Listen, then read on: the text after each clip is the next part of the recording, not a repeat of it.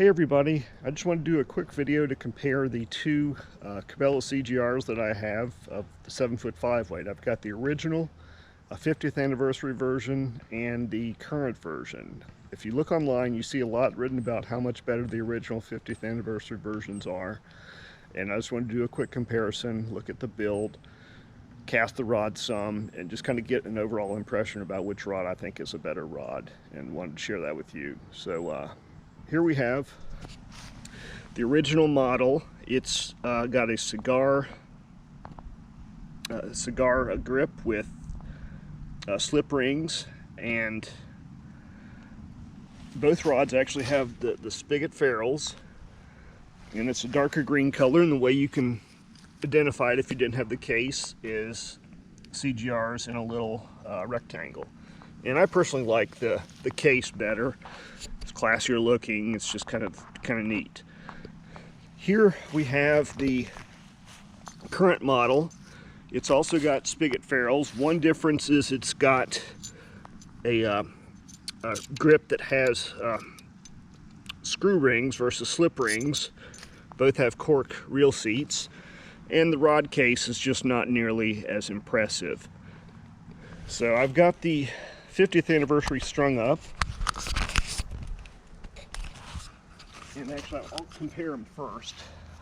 CGRs are known for being slow rods. This one doesn't feel too bad. I've felt others that are slower, but this is the 50th anniversary. In actuality, I thought the 50th anniversary was a faster rod. It might be slightly faster, but not by a lot. So let's go try out the castability of it.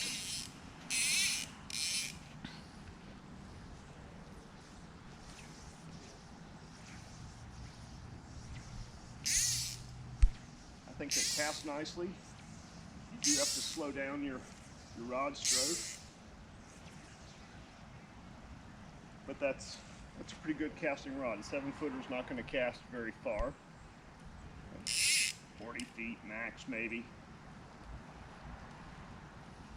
And it's built for close-in situations. It's an odd size. A 7'5" weight is something that I guess you would use for tight areas with bigger fish.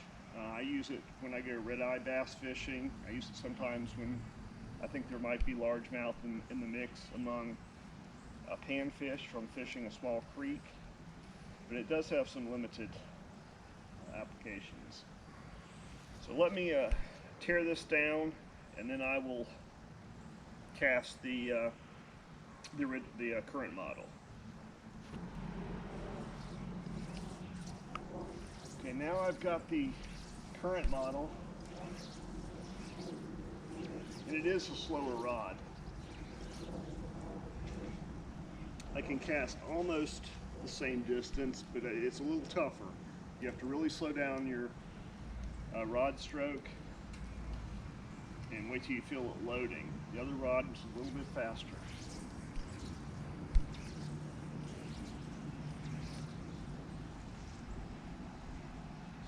See if I can get a little further.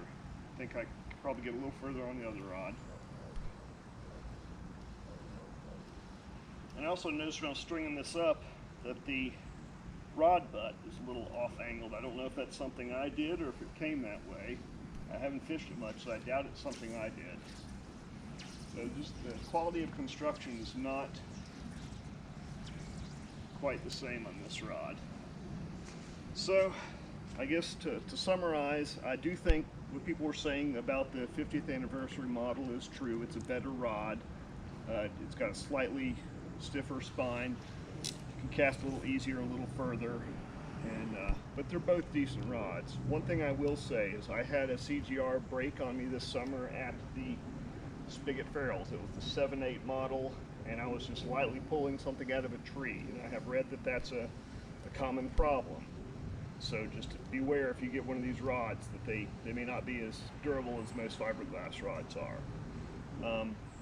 Other than that, it's a good value. I think they're $70 now, and they've been that way for a while. It's the cheapest fiberglass rod on the market that's not made with plastic reel seats or foam handles, so It's a good starter one, but you will probably end up upgrading to something a little better. That's my take, guys, and have a good day.